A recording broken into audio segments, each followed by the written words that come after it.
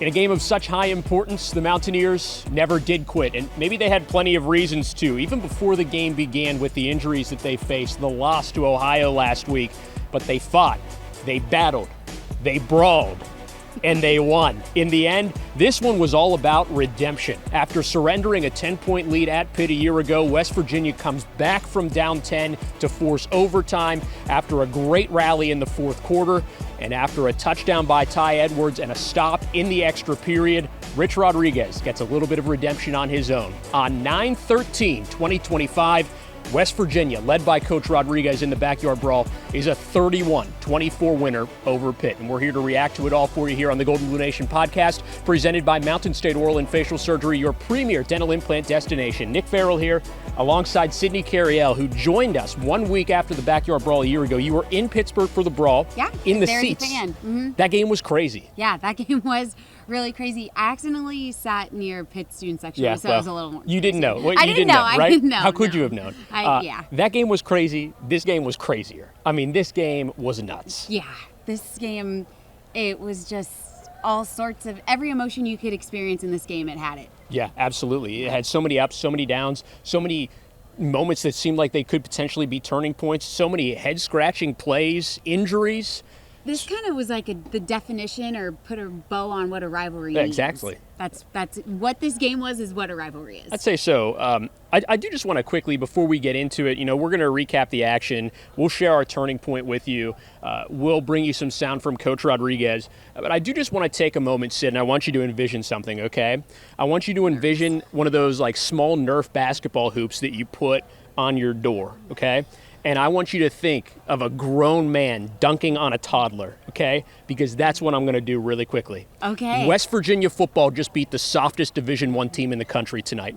The Pitt Panthers should have an NIL deal with Charmin. They're that soft. It was unbelievable how many injuries this team endured during this game. And Coach Rodriguez pointed that out afterward. I'm not the only one who observed that. It was well observed in this stadium. It was asinine. And guess what?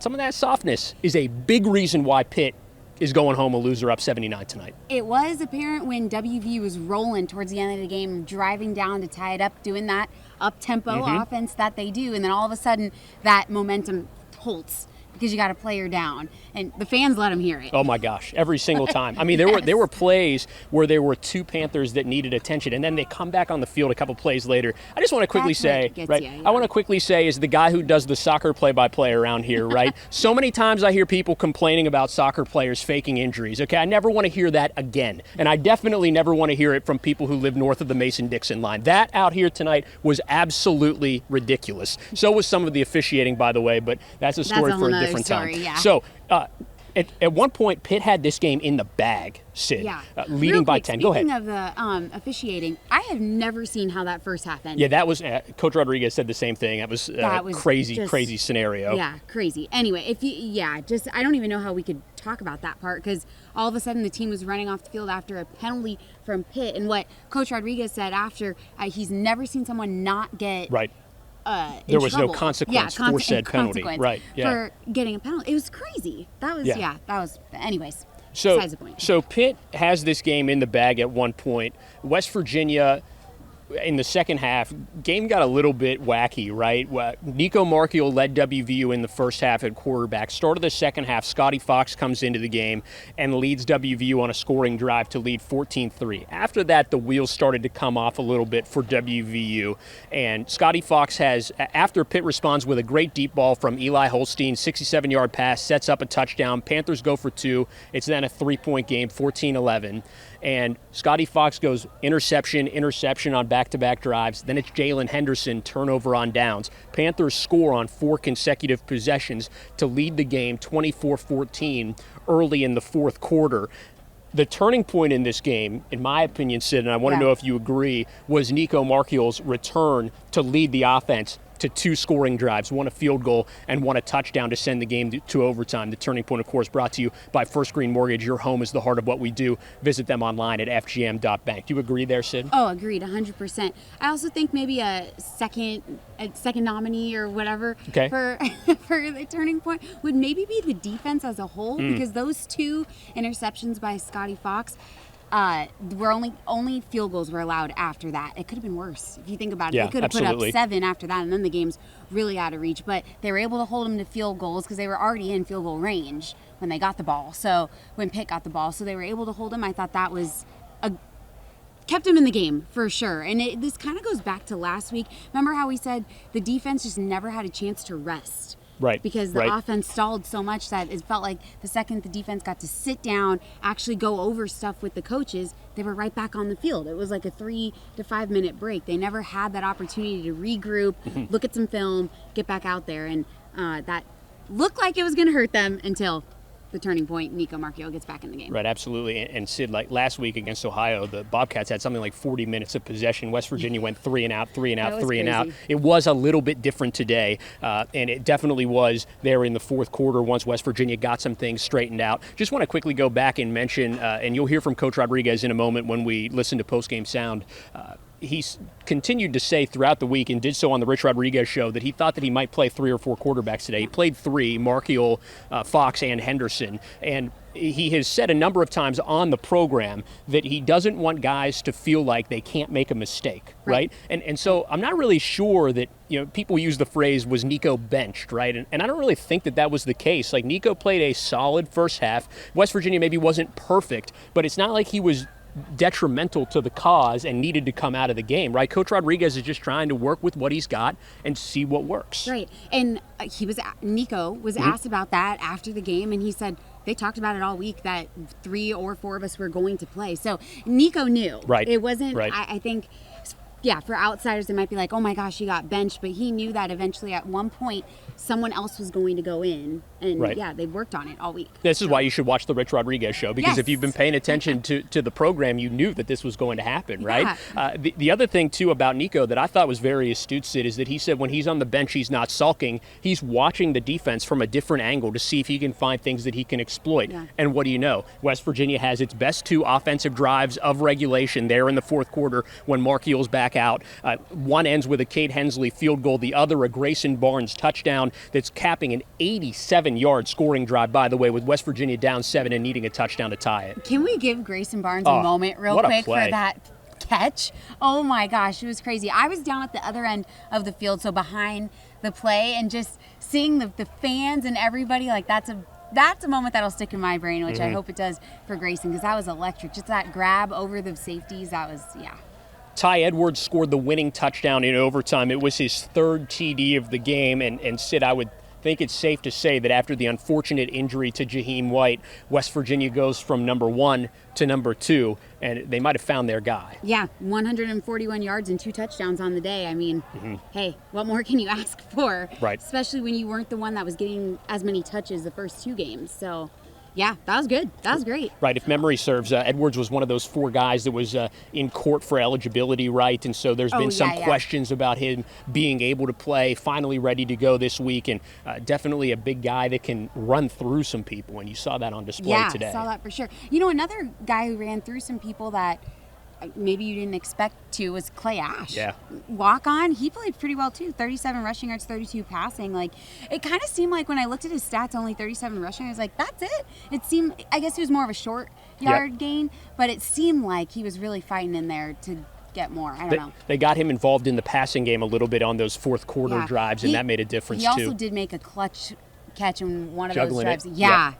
That was to the ground and kept the ball. That was good. Really like Ash, and again, I've said this before, but it would be a wonderful story if he has a successful season this year, because he's the Nicolich Award winner, program's top walk-on in the offseason, and with all the changes in college football, walk-ons might become a thing of the past here very, very soon. Like, this might be the last time in West Virginia football lore that a walk-on can really make or be in position to make key contributions. So it's great to see that from Ash. I do think, too, that one more quick note that I wanted to mention, Sid, that overtime defensive possession, Pitt went the wrong direction. And two really big plays that stood out other than the winning play, which was a Holstein incompletion on a 4th and forever. The first was a pass breakup by KK Tarnu on the near sideline. Thought he was going to pick that off and take it to the crib to win by 2 touchdowns. Oh, he had it in his hands. The whole Yes, sideline looked like erupted. You had it. Yeah. And I will say, Sid, that is the loudest that I've ever heard Milan Puskar Stadium. I mean, it was just absolutely electric after that play. And then Eddie V, I think he had a sack, definitely had pressure on Holstein on that 3rd down to put Pitt in the wrong direction again. What a great moment for Eddie Vesterinen, a guy who's coming off an injury. He just has such a great heart, such a great attitude, is a really hard-working dude. And for him to have that moment in the backyard brawl is really sweet. Yeah, I like his celebration after he either breaks up a pass or gets a tackle for loss. I think this might have been the play that I'm talking about. It definitely was in the backfield, so I think he had a tackle for loss. He gets up and is slapping himself on the helmet, and I'm like, yeah, just don't hurt yourself, but yeah, fire me up. The dude from Finland is a crazy cat. In his teammate's face and like hitting himself in the head. I was like, okay. Yeah, absolutely. All right, so I think I've covered everything that I wanted to hit on. What about you? Is there anything we're missing here? One other thing that stood out to me that Nico Markiel was asked in the post game was about Cam Vaughn and their connection. We know that's true, but Cam Vaughn only had 34 yards in this game. And Nico said that's because the defense knew that he is my number one target. So instead he found other weapons, and the list we just went through, Grayson Barnes being one of those big weapons that he targeted a lot today. So got Rodney Gallagher involved too. Yeah, Rodney was good. Knew that they were going to have to get him involved in unique ways. He only had, I think, 4 touches through the first 2 games of the season. Big spot for him too. I know he didn't get in the end zone. He had an opportunity in this end zone late in the game. Yeah. I think a pass might have been broken up or just short of him. But kid from Western PA, grew up in Uniontown, came to West Virginia, had been growing up coming to games here and understands what the backyard brawl is all about. So really, really cool for him to have that opportunity. And with Vaughn, at least 1, maybe 2 big pass interference calls on the near sideline with Markiel trying to link up with him. So those were huge. Critical moments as well. I think that was in the game-tying drive that got them into the red zone. Yeah, absolutely. So, well, West Virginia, a big winner here tonight, 31-24. If you watched the broadcast, you heard that post-game comment from Coach Rodriguez about never giving up. We'll hear more from the head coach, victorious tonight to improve the Mountaineers to 2-1 when we come back here on the Golden Blue Nation podcast presented by Mountain State Oral and Facial Surgery, home of the same-day smile. The reason I came to the practice was because I had some teeth extracted and I wanted to get some replacements for it. We did a treatment plan to see how many implants they were going to place, and now I'm actually just waiting to get the crowns. The thing I liked the most about coming here, I was greeted with a smile, everything ran smooth, and that they were really going to do what I wanted them to do to make my smile a little better. They're some of the best doctors, and you will get good quality care. Searching for a mortgage lender that's 100% local, personal, and focused on home loans? First Green Mortgage has been serving West Virginia for more than 35 years, and they can assist you with every step of your home ownership journey. Visit them in Bridgeport or Morgantown or at fgm.bank. So happy for our players, happy for our fans that hung in there, never quit. I've always felt the longer the game goes and we're in it, it goes to our advantage because of the way our guys work. And whether it's overtime or not, but I know at times it looked bleak and we made enough mistakes for 5 games, but man, our defense just played a tail off all game, kept us in the game. Our quarterback Nico this kid got a lot of heart. We were going back and forth trying to get a spark here and there, and then right at the end he played some great football, made some great passes, and I'm just really proud for our players. It's hard when you have so many new guys and try to get them to gel as one. And we're still going to have, moments, and it's going to be tough spots. But to come back after a tough week and to focus and to beat your rival when it looked like what you weren't going to beat them, just really, really proud of them. I'm blessed to be here and be their coach. So Rich, walk me through the score in overtime score at the end of regulation and then in overtime. I mean, what's sort of the process? What's the theory at that point? Yeah, we just felt good with our our red zone, inside of 20 play overtime. We work overtime a bunch in camp and had a couple plays that we ran there, but I think we just executed better. And we're hit and miss a little bit and still figuring some stuff out offensively. But I thought Big Ty ran really hard today. We went in our heavy package a little bit, and it took us a couple snaps, but We got it done. I think we ran the ball. I don't know what we ran the ball better than they did, which is always a key to the physical part of the game. And they're an athletic and active team, but I think we were able to run it at key spots, and I think that was the difference at the end of the game. Coach, with the time, did he get much work during the week? I mean, did you think you were going to be able to use him? Yeah, he's gotten a lot more work the last 2 weeks since he got eligible, and he was in pretty good shape. But you know, there's some guys you put him in there, and we told him, and we had him, you know, for a while. I said, I'm a big, strong back. You need to use your power, and he did today. I mean, he ran with a purpose, and I thought Clay Ash ran pretty well as well. So, and up front, everybody wants to talk about the O-line. That's a tough position to play, and those guys got a lot of pride. So I think it was good that we won it running the ball at the end. With that jumbo package, how does one even come up dreaming up a play where, hey, let's get 9 offensive linemen? You know, the genesis of O-line and D-line play is big guys moving other big guys against their will. And the bigger the guys are that moving the other guys against their will, the better off you are. So we have Donovan Haslam, who's a cheeseburger shy of 350. And then we put Chemo on the back. We put Josh Sosa in there, and he's 2 hamburgers from 340. And so we've got, almost half a ton of meat in there just to kind of move the pile a little bit. So we got some other stuff we can do out of that. But I know our guys love that. Our offensive guys love that package. Coach, we went into use Rodney Gallagher a lot in this game, more than he's kind of been used in any game since he's been here. He obviously has the Western PA connection. Yeah, Rodney is. Using him, and then what does it mean even for him to get this win? He had the patch for his late mother. Yeah, you could talk to Rodney about that, but he's a great young man. He's a talented athlete. He's a quick learner. He's just got a good football sense as any slot receiver that I've had. Just has a feel for the game, and so you'd be crazy not to use him. And we used him a lot more today, which we needed to. But even toward the end of the game, you could see where he was a dominant figure. Coach, what does it mean to share this win with the people of West Virginia? Yeah, I think I said it probably a little more emotional than I wanted to be, but to the TV thing on the field that this state is full of hard-working, gritty, tough people that support this university, support this football program, and winning is important to them.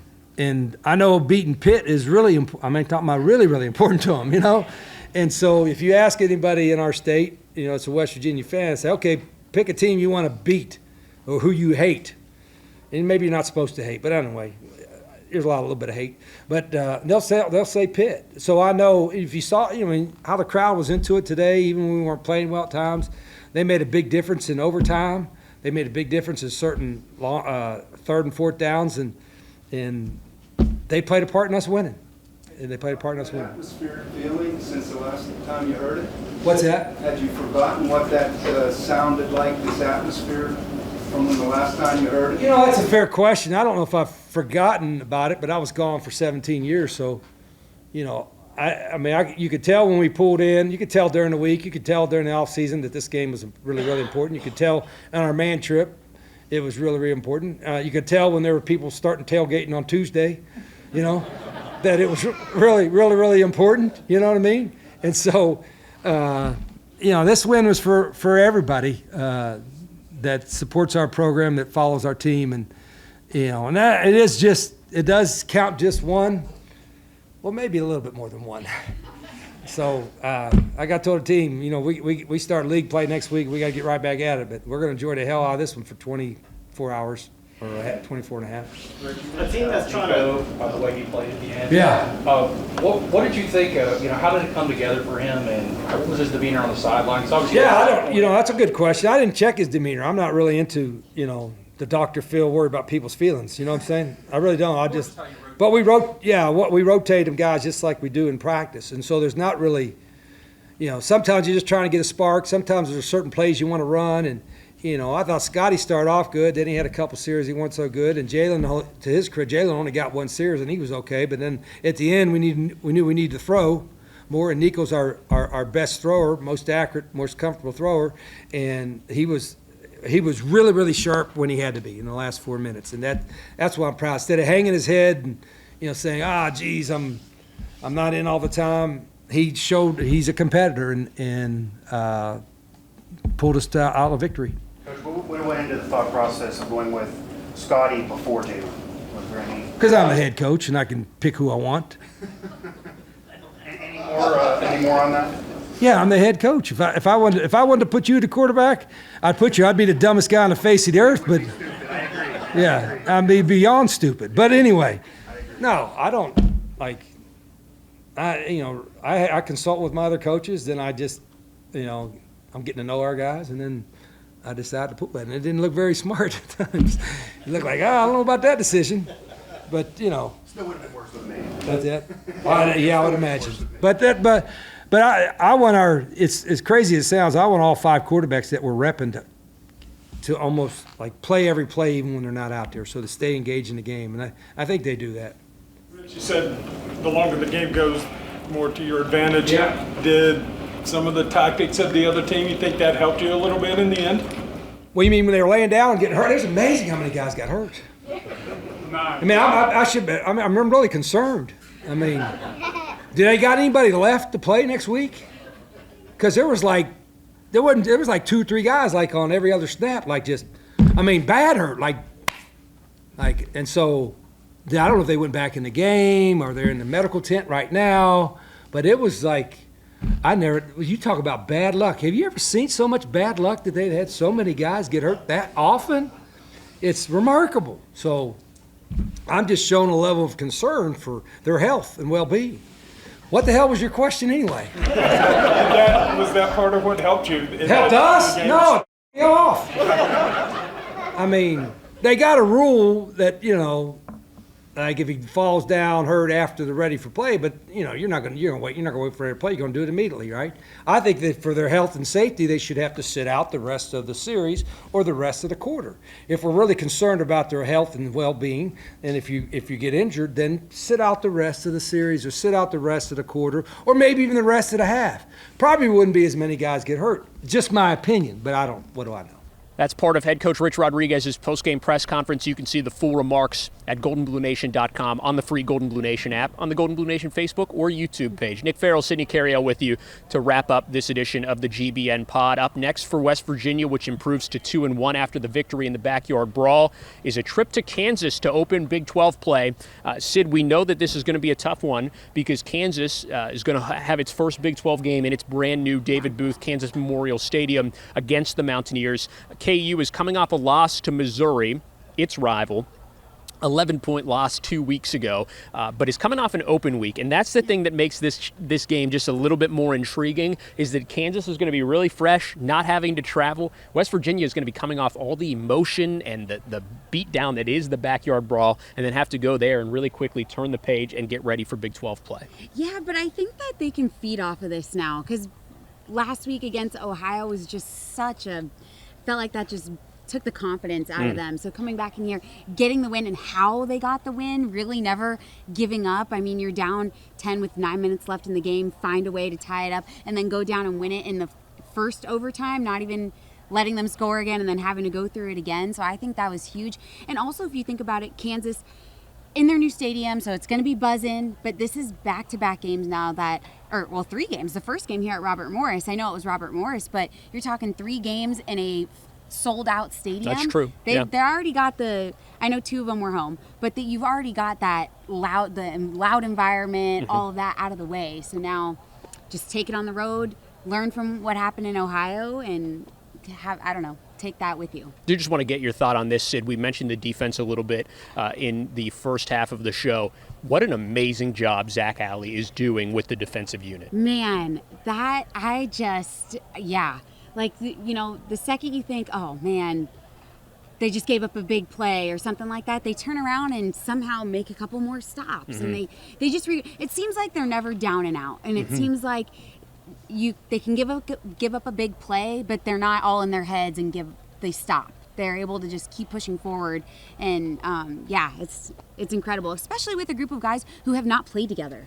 And we've heard that Zach Alley's playbook is a little complicated. Yep. The scheme could be a little hard to learn, but so far, I mean, it seems like they're doing really well. Yeah, we said on Mountaineer Game Day this morning that West Virginia needed to cause chaos on defense in order to win this game, and West Virginia's defense was a big reason why the Mountaineers were still close in the fourth quarter. Yeah, one more thing. I forget who was asked this in the post game, but do the players feed off Zach Alley's energy? And he was like, yes. Oh, yes, we do. And we learned this week he has a get-back guy. Right. How about that? Yeah, someone has to keep him back. I mean, you and I were standing there, and we saw him start to run off when I don't remember what play it was, and Rich Rodriguez had to go and grab him. Was the get-back guy. that was a funny moment between them two. So I feel like it kind of showed the camaraderie this team has built to that. Yeah, that was good. But definitely his energy is something. The whole defensive staff, I think, they're young and they're fiery like the players. Right, absolutely. Okay, last thought here. Backyard Brawl has been extended through 2036, so they will not play the next 3 years. It resumes in 2029. They'll play for 8 consecutive years. Who knows what college football will look like during that 8-year period. But I've said it after every single one of these, and I'll say it again tonight. The atmosphere here at this stadium, the play on the field, the energy from the players, like this game, they need to find a way to play this game every year. Yes, they have to. How can you not? Right? It's good for college football as a whole. You go on social media right now after the game, everyone's talking about this game. I mean, anyone who likes college football is talking about this game, the way it ended, the atmosphere of this game. So why wouldn't you have it every year? Right. It's crazy to me. Yeah, it is. I mean, it's great because think about it, Coach Rodriguez had so many recruits here on the national stage. You get so many eyeballs on you, win or lose. A lot of people are talking about the Backyard Brawl. Maybe even more people should be talking about the NIL opportunities open to Pitt. Remember, Sherman. It's right there. Oh my gosh. Everybody needs to make money this day and age. Okay, Just but saying. Nick, tell them who never doubted them for Sydney a minute. Cariel, Bill Stewart over here. Leave no doubt. Sid was on it the whole time. 60 minutes of Sydney's positivity. 9 minutes and 46 seconds left on the clock. I'm not going to say heads some were people down. No, around heads me were down. said, Heads were down. Oh, it's over because the Mountaineers are now down 10. I go, there's plenty of time left. They just got to go down and score. Defense holds them. They've done that all game.